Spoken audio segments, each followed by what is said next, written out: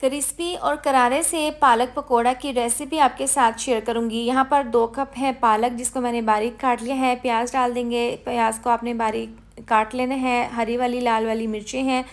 साथ में डाल देंगे आलू के फ्राइज़। देखिए यहाँ फ्राइज़ की तरह मैंने इनको कट कर लिया है। अब इसके अंदर डाल देंगे साबुत धनिया, हल्का सा इस तरीके से हथेली पर मसल कर डाल देंगे। हल्दी पाउडर, धनिया पाउडर, लाल मिर्चों का पाउडर, नमक डालकर इसको मिक्स कर लेंगे। अब इसके अंदर डाल देंगे बेसन। बेसन हमने यहाँ पर बहुत ही कम इस्तेमाल करना है, थोड़ा सा डाल देंगे, तकरीबन हाफ़ कप बेसन। इसको मिक्स कर लेंगे। पहले पानी डालने से पहले इस तरह से मिक्स कर लेंगे। थोड़ा सा पानी डालकर इस मिक्सचर को इस तरीके से मिक्स कर लेंगे। अब पैन में ऑयल को गर्म कर लिया था, इस तरीके से पकोड़े डालकर फ्राई कर लेंगे। देखें बहुत ही ज़बरदस्त, बहुत ही मुनफरिद स्टाइल में हमारे ये पालक पकोड़ा तैयार है। इसको बनाकर आप केचप और रायते के साथ सर्व करें, बहुत ही मज़ेदार लगते हैं।